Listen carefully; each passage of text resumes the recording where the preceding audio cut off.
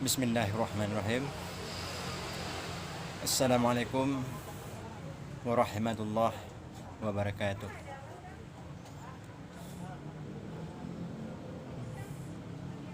Jumpa lagi dengan saya Muhammad Akhir Dian Channel. Kali ini saya akan coba menyampaikan apa yang telah diperintahkan oleh baginda Rasulullah SAW. Balaguni walau ayat, sampaikanlah walau satu ayat. Jadi kali ini saya akan membahas yaitu masalah kehidupan. Setelah kehidupan ada kematian. Kemudian kemana kita setelah mengalami kematian. Baiklah, sebelum saya lanjutkan ya, saya minta pada teman-teman semuanya jangan lupa like, komen, share, dan jangan lupa subscribe ya. Kemudian tekan tanda lonceng supaya bisa mendapatkan informasi yang terbaru dari Dan Channel. Baiklah. A'udzubillahi minasyaitonirrajim. Bismillahirrahmanirrahim. Alhamdulillahirabbil alamin wassalatu wassalamu ala asrofil anbiya'i wal mursalin wa ala alihi washabihi rasulullah ajmain. Allahumma salli wa sallim ala sayyidina Muhammad wa ala alihi wa sahbihi wa barik wa sallim. A'udzubillahi minasyaitonir rajim. Bismillahirrahmanirrahim. Ya ayyuhan nasu taqullaha haqqa tuqatih wa la tamutunna illa wa antum muslimun. Wahai orang-orang yang beriman, bertakwalah kepada Allah dengan sebenar-benar takwa, dan janganlah kamu mati sebelum kamu menjadi muslim. Baiklah, pada kali ini saya akan coba menjelaskan yaitu masalah kehidupan, kematian, dan kemana kita setelah mati. Baiklah, kehidupan yaitu berkaitan dengan dunia. Apa itu dunia? Dunia hanyalah sebuah sandiwara antara makhluk hidup dengan makhluk hidup yang berada di sekelilingnya. Dalam pengistilahan bahasa Arab dinyatakan bahwa setiap yang mempunyai roh adalah disifatkan sebagai hidup. Kalau menurut syara adalah setiap sesuatu yang mempunyai roh adalah hidup. Sebagaimana firman Allah Subhanahu wa taala yang artinya, kemudian Dia yang menyempurnakan meniupkan ke dalam tubuhnya roh ciptanya, dan Dia menjadikan bagi kamu pendengaran, penglihatan, dan hati.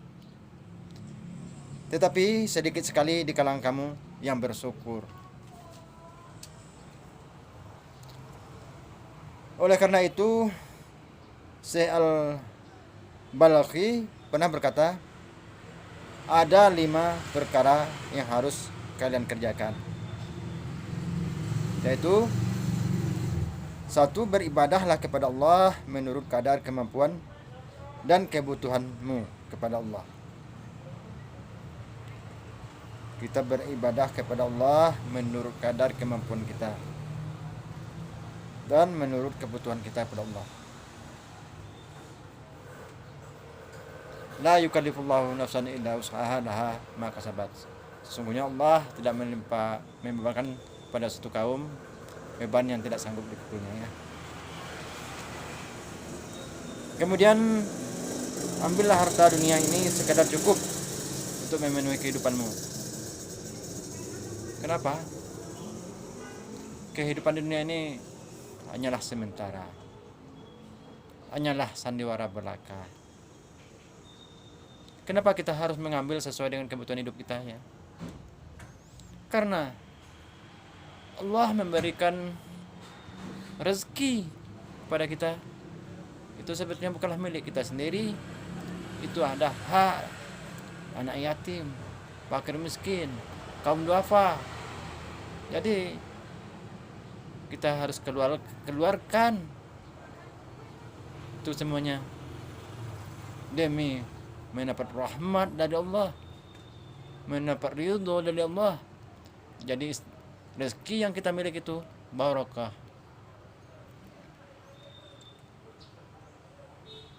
Yang keempat, persiapkan bakal dunia menurut ukuran lama kamu tinggal dalam kubur. Nah, ini sangat filsafat sekali ya, filosofi sekali nih. Yaitu persiapkan bakal dunia menurut ukuran lamanya kita berada dalam kubur. Jadi selama kita hidup dunia ini, marilah kita jadikan dunia ini sebagai ladang amal kita, yang hasilnya nanti akan kita petik setelah kita berada mulai masuk ke alam kubur. Apabila awal mula kita dalam kubur itu bahagia, maka selamanya kita akan bahagia. Tetapi apabila awalnya kita masuk dalam kubur itu kita menderita, ya untuk selamanya kita menderita. Nauzubillah min zalik.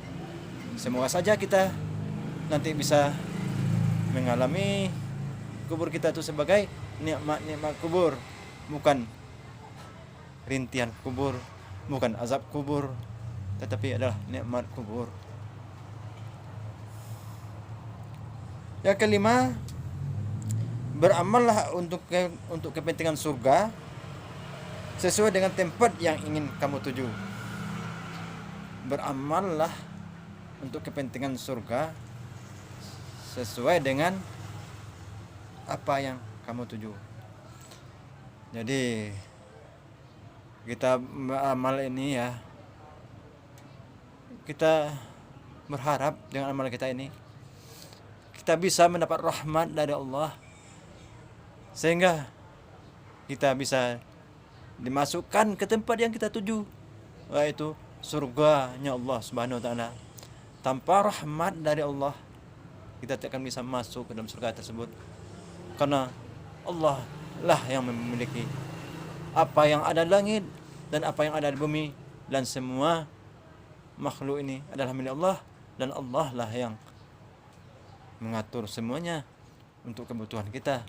Jadi makanya kita ini selalu berdoa, Rabbana atina fid dunya hasanah wa fil akhirati hasanah wa qina azabannar. Kita minta kebahagiaan di dunia, dan kita juga minta keselamatan di akhirat, dan juga kita minta perlindungan pada Allah Subhanahu wa taala supaya kita tidak dimasukkan ke dalam neraka yang apinya menyala-nyala. Aduh, nauzubillah min zalik.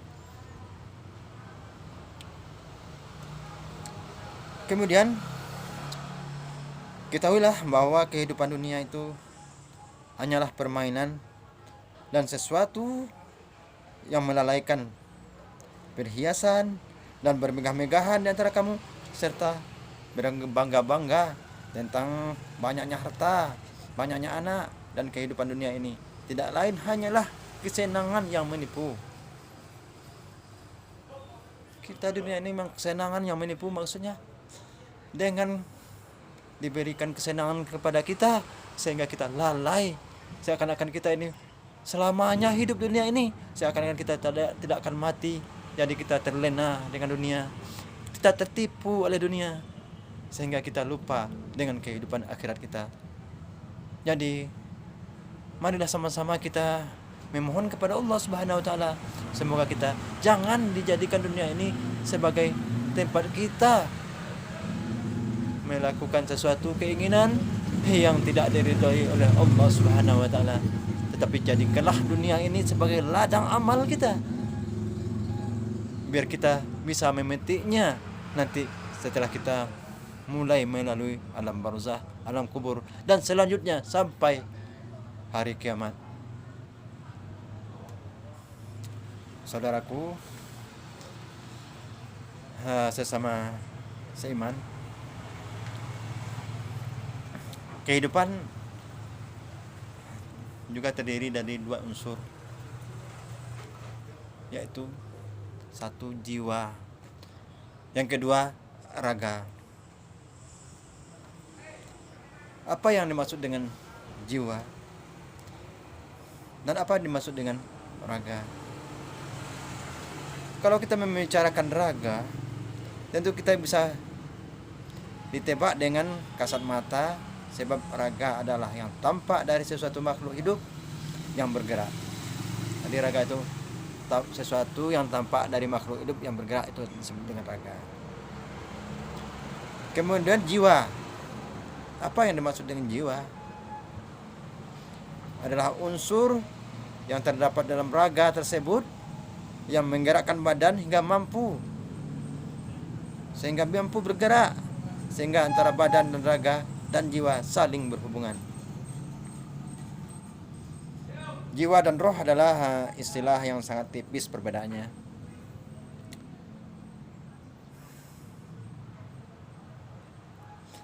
Penulis Syarh Al-Aqidah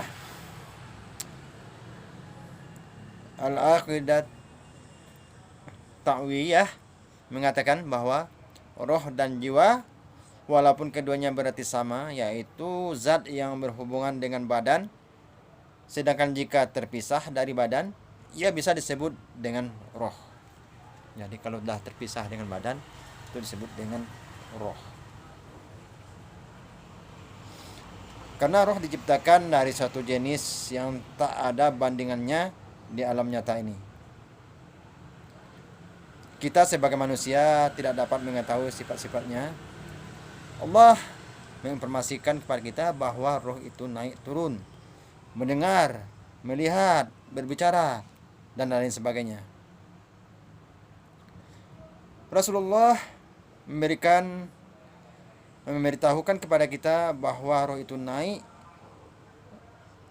ke langit tinggi, lalu kemudian ke kubur dengan waktu sesaat. Kehidupan manusia merupakan perjalanan panjang, melelahkan, penuh liku-liku, dan melalui tahapan demi tahapan.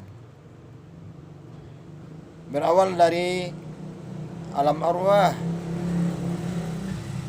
alam rahim, alam dunia, alam barzah, sampai pada alam akhirat yang berujung pada tempat persinggahan yang terakhir, yaitu surga atau neraka.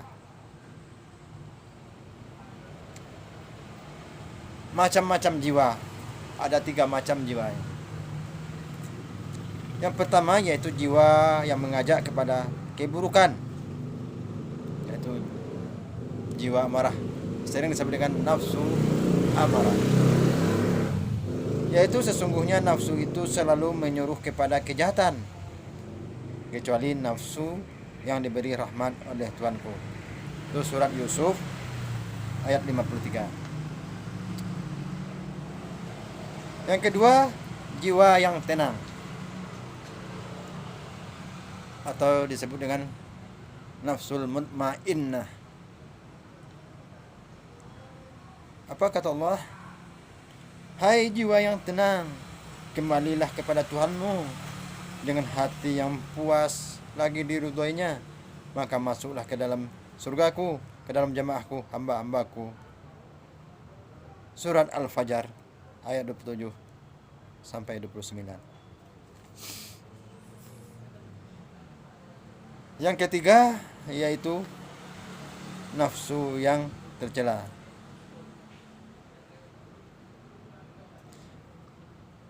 Yaitu disampaikan di dalam Al-Quran ayat Al-Qiyamah ayat 2, Al-Qiyamah ayat 2, yang artinya, dan aku bersumpah dengan jiwa yang amat menyesali dirinya sendiri itulah jiwa yang tercela tersebut.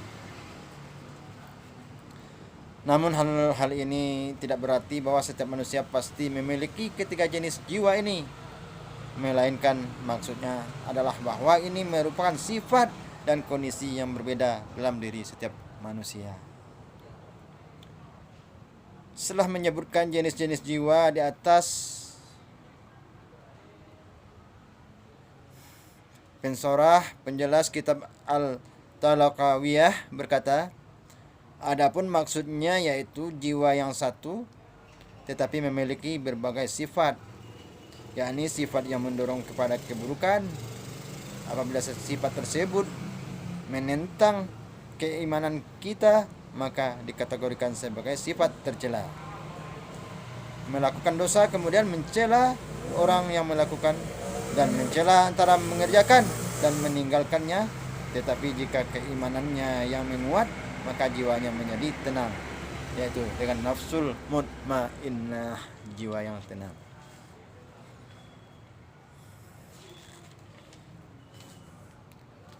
Itulah yang perlu kita jelaskan ya, masalah tentang kehidupan.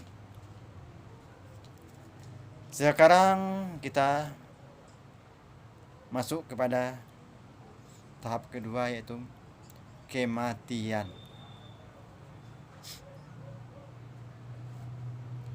Mati adalah kepastian yang menghampiri setiap jiwa yang hidup, kecuali yang dikehendakinya oleh Allah. Setiap manusia tidak akan bisa lari daripada kematian.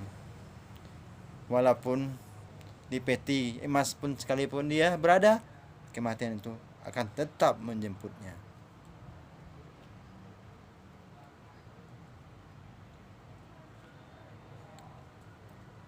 Menurut bahasa, kematian itu adalah al-maut, yang artinya adalah yang mati. Dan dalam mendefinisikan mati, kamus membahasakan kata al-maut artinya kematian, lawan dari al-hayah, yaitu kehidupan. Jadi asal dari al-maut, mati, dalam bahasa Arab berarti as-sukun, diam. Dan yang diam berarti mati. Sehingga jika dikatakan api telah benar-benar mati, artinya apabila arangnya telah dingin dan tidak ada lagi bara, panas telah mati. Apabila berubah dingin, angin telah mati, telah tenang, berhenti, minum keras, telah mati, diam, dan ucapannya. Allah berfirman kepada kekasihnya Rasulullah SAW, kami tidak menjadikan hidup abadi bagi seorang manusia pun sebelum kamu Muhammad. Maka jikalau kamu mati, apakah mereka akan kekal? Surat Al-Anbiya 34. Jangan terbadaya oleh kemudahan, kesehatan, apalagi kita berpuas-puas dunia ini dengan kesuksesan yang kita miliki, sehingga kita melupakan kematian. Hal yang terpenting sebenarnya kewaspadaan diri, mawas diri. Kita selalu menintrospeksi diri. Apakah introspeksi diri kita ini, apakah kita sudah layak untuk masuk surga Allah? Apakah kita sudah siap untuk menghadapi Allah? Apakah kita sudah siap untuk masuk ke liang kubur? Yang di sana yang akan menolong kita di liang kubur hanya amal-amal kita selama kita berada di dunia ini. Berapapun banyaknya kekayaan kita, tidak akan kita bawa ke sana. Bahkan kekayaan kita itu kadang-kadang bisa menjadi fitnah di dunia, fitnah bagi anak-anak kita, istri-istri kita yang ditinggalkan, sehingga dosa dari fitnah tersebut akan mengalir kepada kita. Karena selama kita hidup, kita tidak pernah mengajari anak-anak kita itu tentang agama, tentang Islam, tentang bagaimana kita setelah hidup. kemana kita setelah hidup, dan kemudian setelah kematian apa yang terjadi pada kita. Kita tidak beritahu pada anak-anak kita, mereka tidak tahu. Jadi seakan-akan dunia ini kekal selamanya.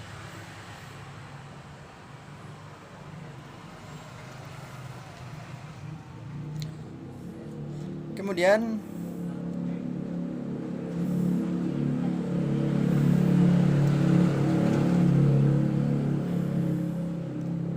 kita perhatikan surat Al-Luqman ayat 34. Sesungguhnya Allah memiliki ilmu tentang hari kiamat. Dialah yang menurunkan hujan dan mengetahui apa yang ada di dalam rahim.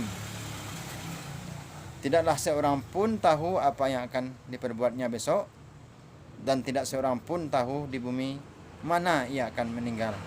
Sesungguhnya Allah Maha mengetahui lagi Maha mengawasi. Sehebat apapun manusia, sekaya pun apa manusia itu, tapi dia tidak tahu kapan dia akan mati, di mana tempat dia akan mati, tidak tahu dia.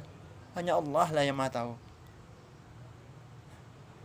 Kita pergi menghindar dari kematian tidak bisa. Kematian selalu menghantui kita, selalu mendekati kita setiap saat, setiap detik. Jangan kita menyangka bahwa kematian itu berhubungan dengan tua, berhubungan dengan sakit. Allah Maha tahu. Allah berhak mengambil miliknya. Kita ini adalah milik Allah. Kapan dia ambil, kita tidak bisa menunggu. Saya belum tua lagi, saya masih muda. Tidak bisa itu. Sebab kematian itu kita tidak tahu kapanpun akan terjadi. Jangan-janganlah hari ini kita masih bercanda gurau dengan teman-teman kita, masih berbicara dengan teman-teman kita, tapi besok paginya antara kita ada satu yang dipanggil Allah Subhanahu wa taala. Tidak tahu itu. Itu rahasia Allah. Makanya marilah kita sama-sama mempersiapkan diri ini untuk selalu memikirkan apa bekal yang harus kita bawa ke alam barzah nantinya. Kalau udah sampai di dalam kubur, kita tidak bisa kembali lagi ke dunia. Penyesalan akan terjadi di sana, sehingga terjadi penyesalan orang-orang yang berada di dalam kubur. Ya Allah, kembalikanlah aku lagi ke dunia. Aku akan melakukan amal soleh, aku akan bersedekah. Tetapi tidak mungkin semuanya telah ditutup setelah kita sakratul maut. Jadi harapan kita ya, kalau kita ingin menuju keselamatan di alam barzah saat kematian datang, ya itu satu-satunya ialah rahmat dari Allah. Oleh sebab itu selalu kala kita berdoa, Allahumma inni a'udzubika bi husnul khatimah. Ya Allah, Tuhanku, aku berlindung kepadamu dengan godaan setan waktu mengganggu kita. Sansul kesimah ya. Ya, sebagaimana yang telah kita bicarakan dulu, doa husnul khatimah ini sangat dibenci oleh setan. Setan tidak suka dengan doa ini ya, karena dia tahu ini adalah doa benteng yang teguh ini, sehingga dia tidak bisa menggoda kita saat sakaratul maut. Jadi perbanyaklah doa ini ya, terutama sekali ini di waktu sujud terakhir kita ya. Ada doa yang perlu kita amalkan di waktu sujud terakhir kita, yang disunahkan, yaitu Allahumma inni a'udzubika bi husnul khatimah. Allahumma ya muqallibal qulub, sabit qalbi ala dinika. wa ta'atik. Ya Allah, aku berlindung padamu dari husnul khatimah. Aku mohon padamu untuk husnul khatimah. Ya Allah, yang membolak-balikkan hati, tetapkanlah hatiku pada ketaatan kepadamu ya Allah, kepadamu. Itu kita baca saat kita sujud. Kita ulangi lagi, Allahumma inni a'udzubika bihusnul, Allahumma inni as'aluka bihusnul khatimah, Allahumma inni as'aluka bihusnul khatimah, Allahumma ya mukallibal qulub sabbit qalbi ala dinika wa ta'atik. Ya, mudah-mudahan ya kita memang meninggal dalam keadaan husnul khatimah, dalam membaik. Kemudian hati kita ditetapkan oleh Allah untuk selalu taat kepada agama Allah dan takut kepada apa-apa yang dilarang oleh Allah. Kita tidak mau mengerjakannya. Subhanallah.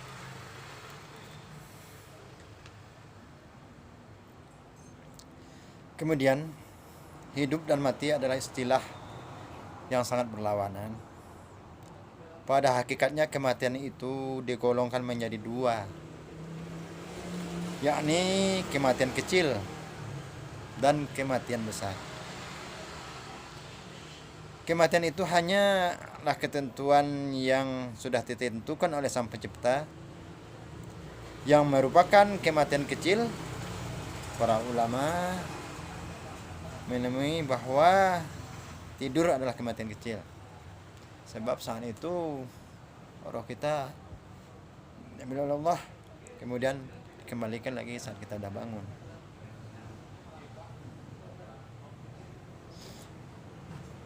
Pada dasarnya, makna dasar daripada kematian menurut bahasa Arab adalah diam. Posisi tidur adalah diam, dan bangun tidur Allah bangkitkan kita kembali. Allah berfirman, dan dialah yang menidurkan kamu di malam hari. Dia mengetahui apa yang kamu kerjakan di siang hari. Kemudian dia membangunkan kamu pada siang hari untuk disempurnakan umurmu yang telah ditentukan. Kemudian kepada Allah lah kamu kembali. Lalu dia memberitahukan kepadamu apa yang dahulu kamu kerjakan. Surat Al-An'am ayat 60. Pada saat manusia tidur, waktu itu roh manusia digenggam. Barang siapa yang dikehendaki Tuhan, rohnya ditahan saat ia tidur. Ia akan menahannya bila mana Allah menghendaki agar roh tersebut tetap dalam jasad. Ia akan mengembalikan ke jasad sampai batas waktu yang ditentukan. Hal ini sesuai dengan firman Allah Subhanahu wa ta'ala, yang artinya Allah memegang jiwa orang ketika matinya dan memegang jiwa orang yang belum mati di waktu tidurnya. Maka dia tahanlah jiwa orang yang telah dia tetapkan untuk kematian, dan dia melepaskan jiwa yang lain sampai waktu yang ditetapkan. Sesungguhnya pada yang demikian itu terdapat tanda-tanda kekuasaan Allah bagi kaum yang berfikir. Kenapa bagi kaum yang berfikir? Ya, karena kaum yang berfikir itu bisa menggunakan akalnya untuk menelaah, untuk memastikan bahwa apa yang disampaikan oleh Allah Subhanahu wa taala ini adalah hak, adalah benar. Tapi kalau orang yang tidak berakal, tidak berpikir, ya dia tidak mengerti sedikit pun apa yang disampaikan oleh Allah Subhanahu wa taala. Kemudian kematian yang kedua adalah kematian besar. Tadi kematian kecil yaitu tidur. Sekarang yang kedua adalah kematian besar.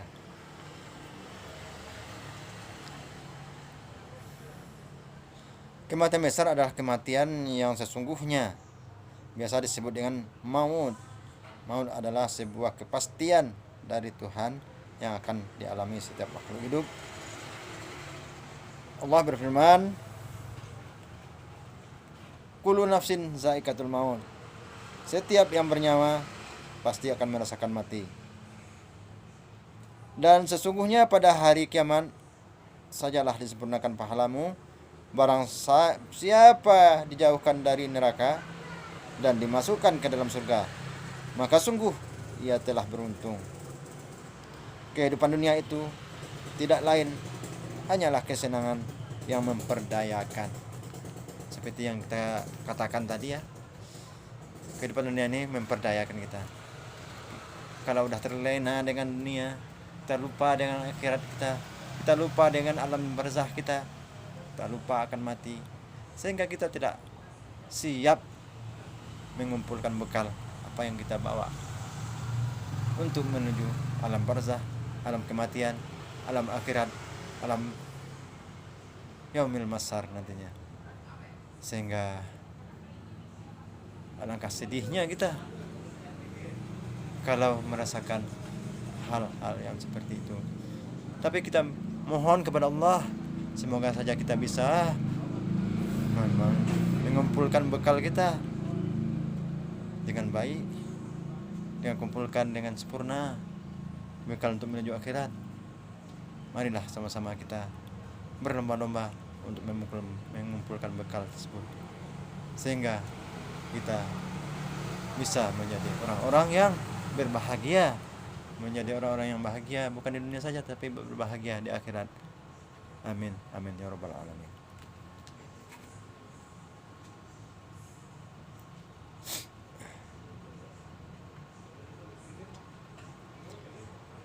Tak seorang pun dapat luput daripada kematian. Allah juga menghibur rasul-rasulnya bahwa maut itu adalah sunatullah yang diberlakukan kepada umatnya, yaitu setiap makhluk ditakdirkan ajalnya yang tertulis oleh malaikat sejak manusia berada dalam kandungan ibunya, sehingga ajalnya pasti akan datang tepat pada waktunya dan tidak akan terlambat.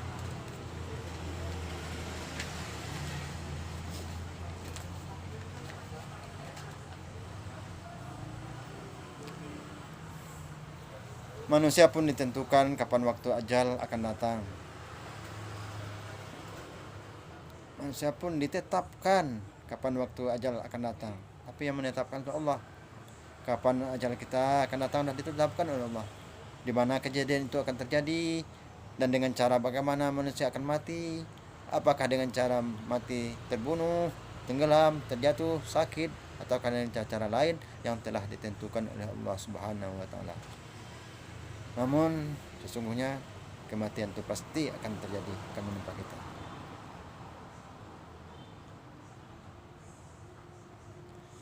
Kita tidak mungkin mati tanpa kehendak Allah. Walaupun bagaimana orang berusaha ingin mencelakai kita, ingin membunuh kita, tapi kalau Allah tidak mengizinkan kita mati, tidak akan mati. Mati itu adalah kalau Allah telah mengizinkan. Sesuai dengan firman Allah, yaitu surat Ali Imran ayat 145, yang artinya sesuatu yang bernyawa tidak akan mati melainkan dengan izin Allah, sebagai ketetapan yang telah ditentukan waktunya. Jadi ini kita mati, tidak akan mati kalau tidak diizinkan Allah, karena kematian itu telah ditentukan oleh Allah kapan waktunya.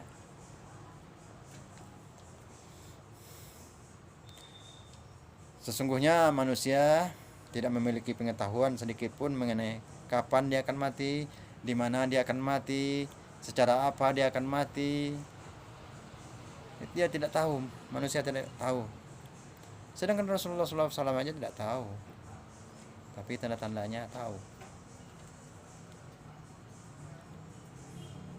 Karena pengetahuan tentang hal hanyalah milik Allah semata, pengetahuan ini merupakan salah satu kunci kegaiban yang khusus milik Allah.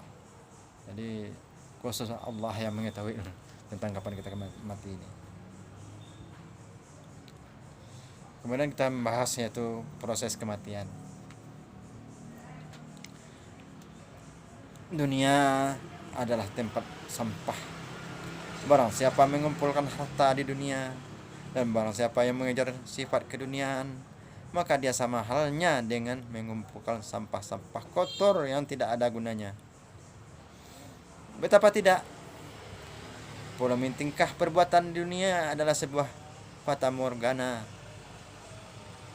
Dari kejauhan tampak indah dan menawan, tetapi bila kita dekati, ternyata dia hilang. Itulah dunia. Manusia hidup hakikatnya adalah untuk mati.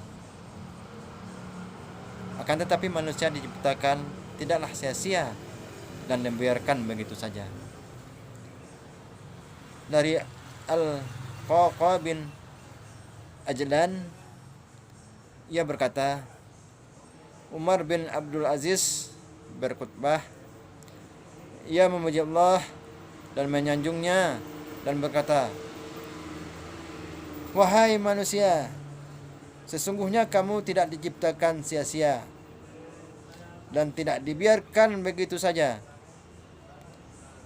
Sesungguhnya ada saat kembali bagi kamu di mana Allah mengumpulkan kamu untuk diadili dan diberi keputusan.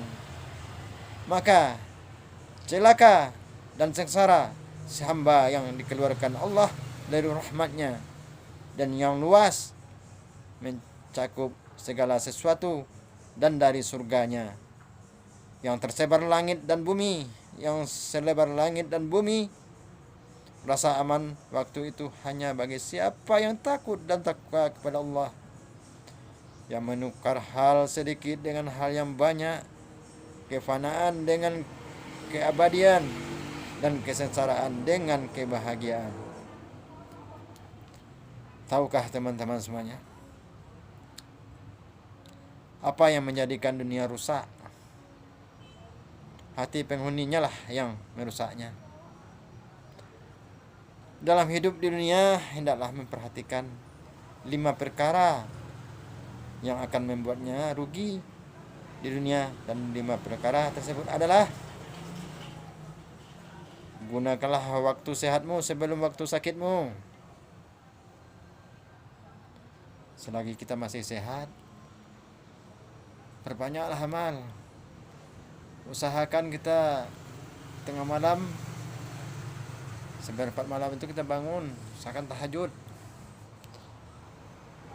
Itu selagi kita masih sehat. Tapi kalau kita udah sakit, jangankan untuk bangun tidur, untuk berdiri duduk aja susah.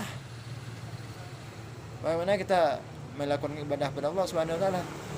Jadi gunakanlah waktu sehatmu sebelum datang waktu sakitmu. Yang kedua, gunakanlah masa mudamu sebaik-baiknya sebelum datang masa tuamu.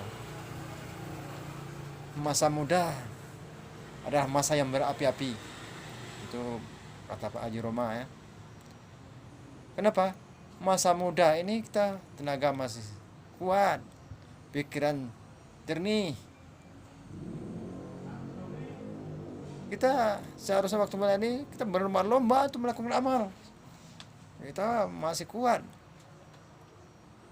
untuk beramal. Tetapi kalau udah tua, jangankan untuk salat berjamaah ke masjid, salat di rumah aja tidak bisa berdiri, masih duduk salatnya. Bagaimana dia berlomba-lomba untuk apa? Untuk mendapatkan keridhaan Allah, yaitu berlomba-lomba untuk melakukan kebaikan. Fastabiqul khairat, berlomba-lombalah dalam kebaikan. Gunakan masa mudamu sebelum datang masa tuamu.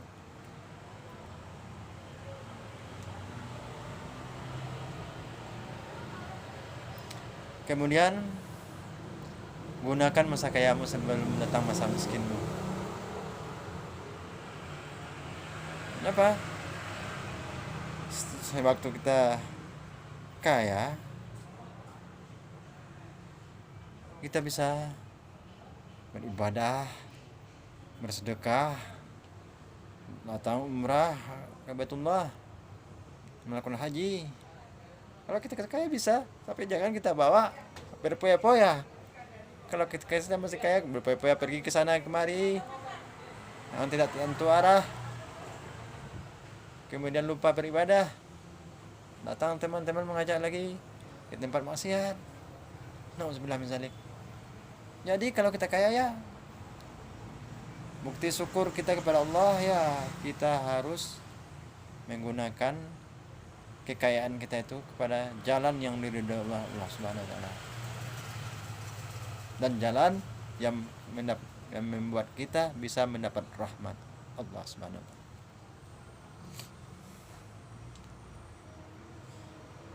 Yang keempat, gunakan waktu luangmu sebelum datang waktu sempitmu. Nah, seperti sekarang inilah, waktu luang, orang tidak ada, orang ada belanja. Kita pergunakan waktu luang untuk membagi ilmu sesama kita. Walaupun satu ayat, tapi kita sampaikan. Yang penting ada manfaatnya bagi yang mendengar. Seperti ini. Kita tahu yang tadi kita bahas tadi itu masalah kehidupan. Yang kedua kematian.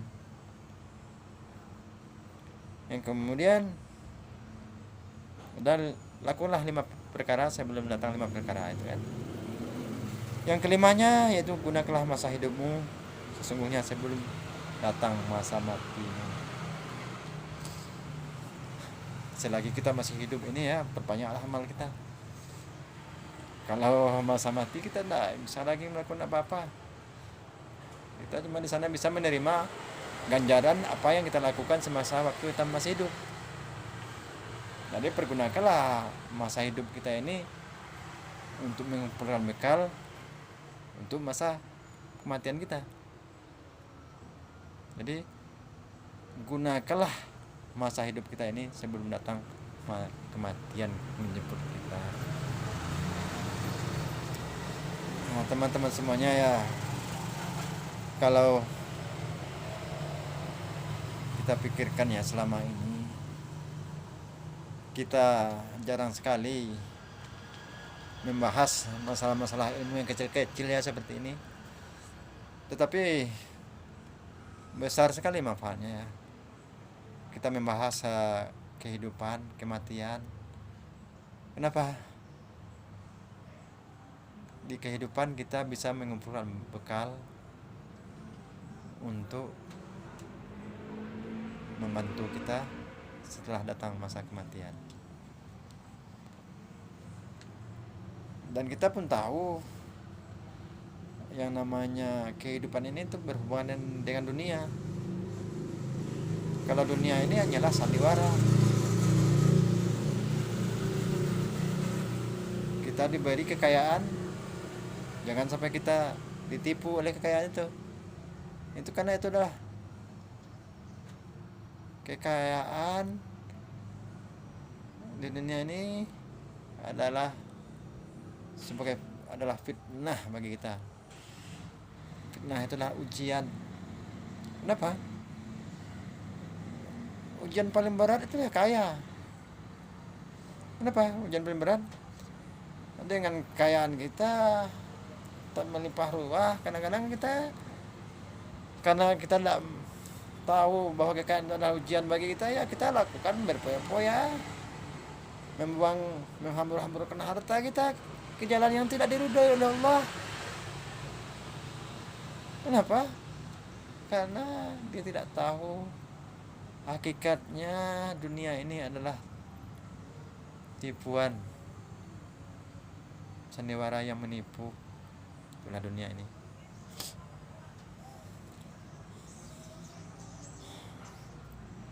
Kemudian jika ajal telah tiba di depan mata manusia, maka manusia akan dihadangkan dengan proses kematian yang membawanya kehidupan selanjutnya, yaitu akhirat. Dalam keputusannya, Allah menunjuk malaikatnya bernama Israel untuk mendatangi hambanya dan mencabut nyawa hambanya.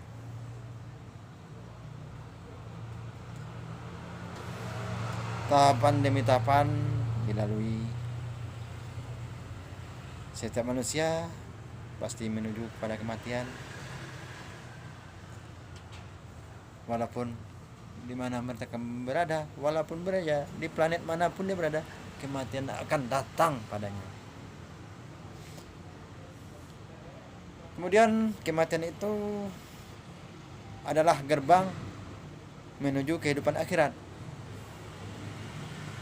Jika sudah tiba ajal seseorang, maka terputuslah semua urusannya di dunia, kecuali ada 3: amal soleh, sedekah jariah,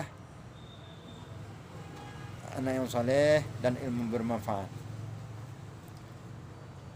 Itu anak yang soleh yang selalu mendoakan kita kepada Allah.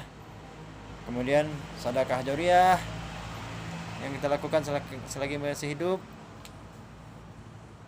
Kemudian ilmu yang bermanfaat.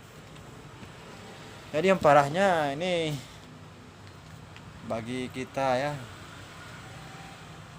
kita mau memberikan apa yang untuk bisa kita terima mengalir terus waktu kita berada dalam barzah.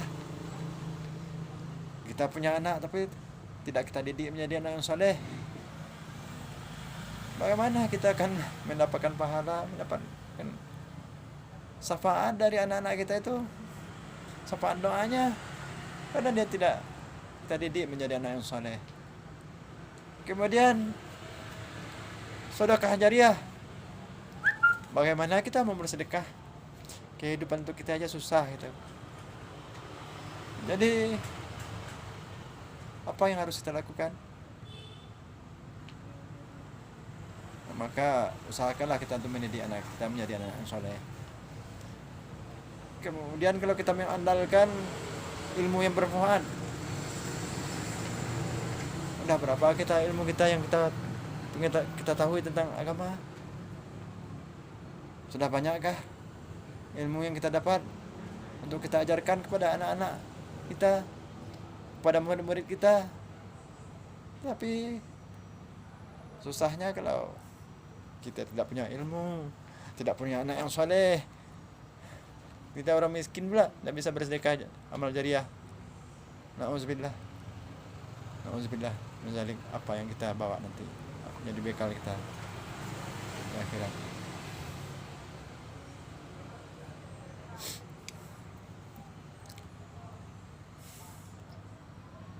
Di saat sakratul maut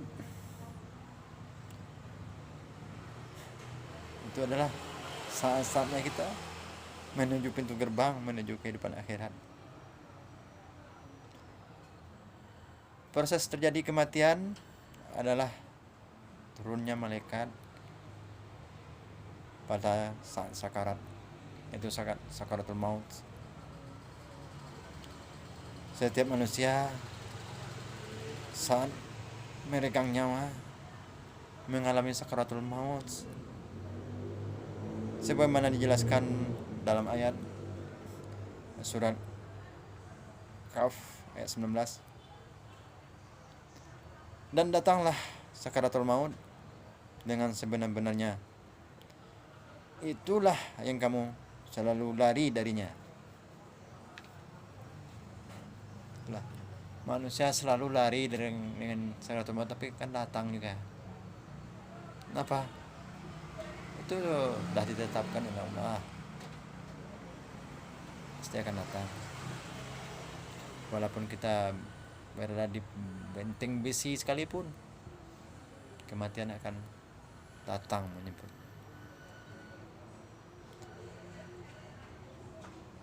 Sakaratul maut berarti kesulitan dan kesukaran maut.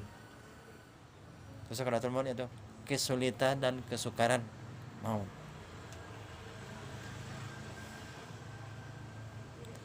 Kata sakar artinya suatu keadaan yang menghalangi antara seorang dengan akalnya.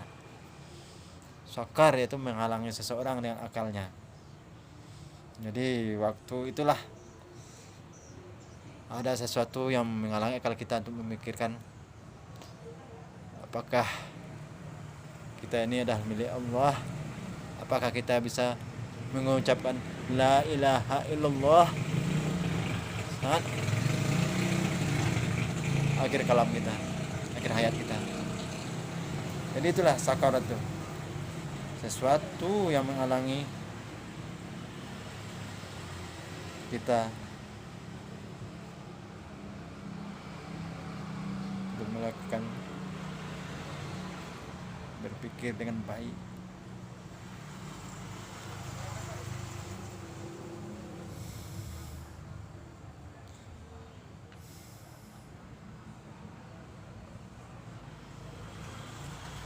Di saat maut menghampiri manusia, dia akan berharap untuk kembali ke dunia.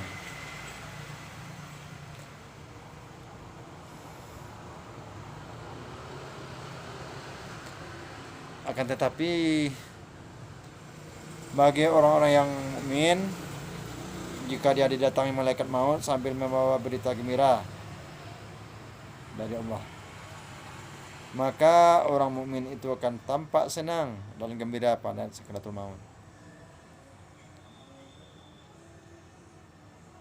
Sepanjang mata memandang, sepanjang mata melihat, dia melihat malaikat rahmat berkumpul, malaikat-malaikat menyaksikan kematian orang yang beriman tersebut. Dia melihatkan muka yang manis, kita memandangnya jadi tenang, kita minta menjadi tenang. Itu bagi orang yang mukmin. Begitu juga waktu malaikat maut mencabut nyawanya, malaikat rahmat mendatang malaikat maut. Itu cabut pelan-pelan nyawanya,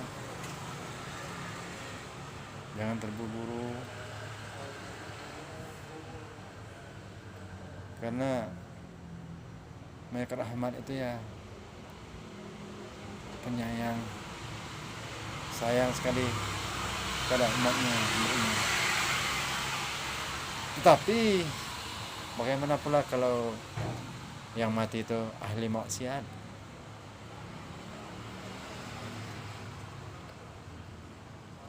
Sepanjang mata memandang,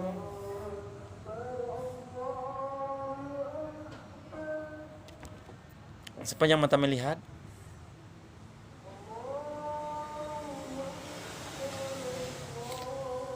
dia menyaksikan para malaikat dengan muka yang garang, pandangan yang bengis, seakan-akan memukul, yang menakutkan. Makanya banyak orang-orang yang sesat itu meninggalnya matanya terbelalak gitu, karena merasa ketakutan melihat malaikat yang marah-marah semuanya. Tapi kalau orang yang beriman itu ya tenang. Bahkan pernah kita lihat orang meninggal itu seperti wajahnya itu seperti tersenyum, manis, karena dia sudah diperlihatkan oleh Allah bagaimana surga itu tempat kamu nantinya. Ini surga, nah, tempat kamu, ini hasil dari amalmu sewaktu di dunia. Jadi dia tersenyum, sehingga waktu sakaratul maut itu ya, kalau Rasul mengatakan ya seperti tipas pedang, macam pedangnya sangat pedih. Tapi karena sakaratul maut pedih ya, bagi orang-orang yang beriman dijadikannya, diperlihatkan yang bagus-bagus, perlihatkan surga. Coba kita dalam keadaan mau disuntik aja ya, kita misalnya takut. Nah sekarang kan takut divaksin ya. Nah, sebelum divaksin itu dibuat kita tersenyum, tertawa, begini semuanya. Jadi kita lupa rasa sakit itu. Nah akhirnya begitu juga lah bagi orang-orang yang beriman.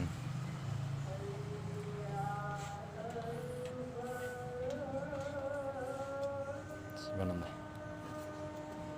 Ya orang udah azan ya. Karena udah azan ya.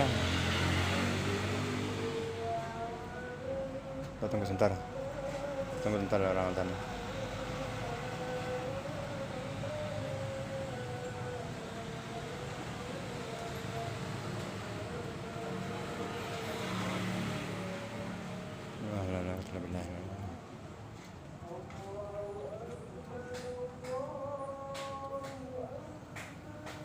Allahu Akbar, Allahu Akbar.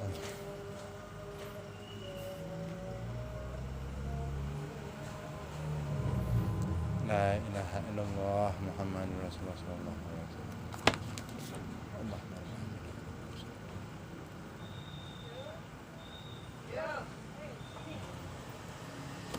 Baiklah, Bang Muhammad, kita lanjutkan ya sebentar lagi.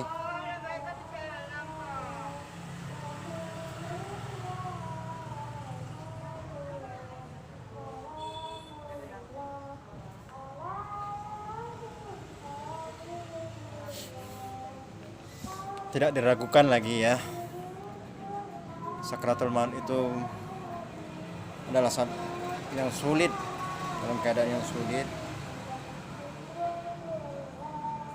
Kita berada dalam sesuatu yang sulit, akan tetapi jika hamba Allah menjadikan hambanya itu hamba yang dirahmati Allah, kesulitan itu bisa diatasinya karena Allah akan menolongnya.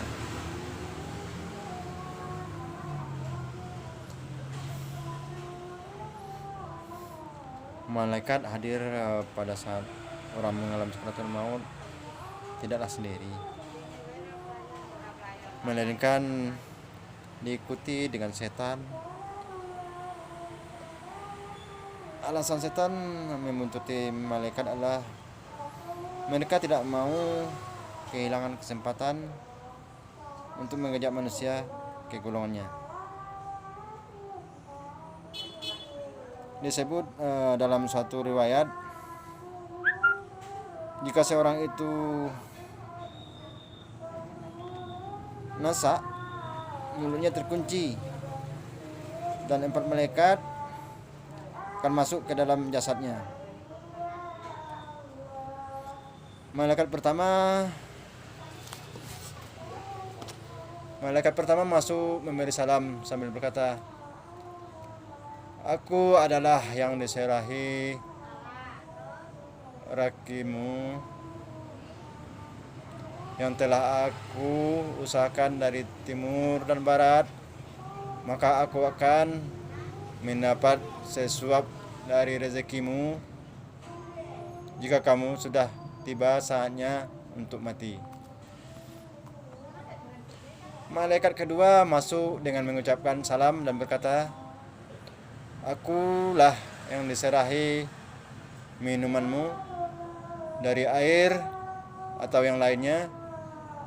Aku mencari dalam bumi di timur hingga barat, maka tidaklah aku dapati seteguk air untukmu ketika dekatnya saat mati.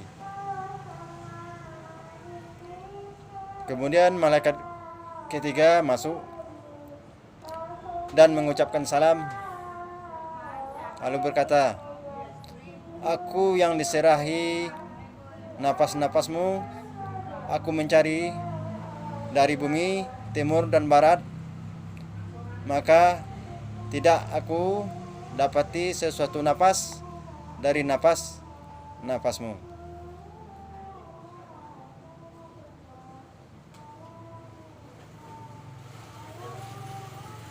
Kemudian malaikat keempat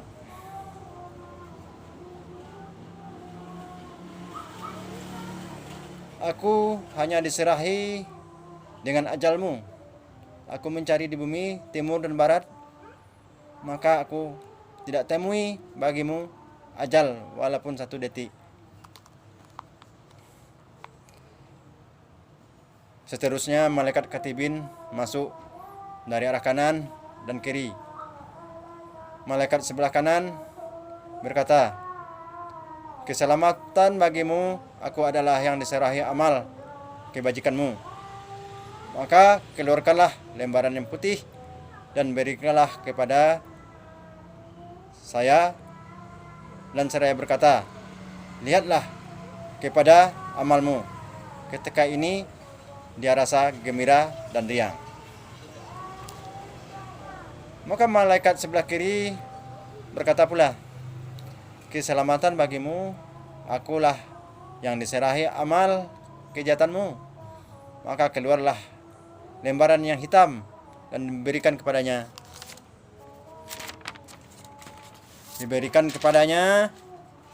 Sambil berkata, lihatlah kepadanya.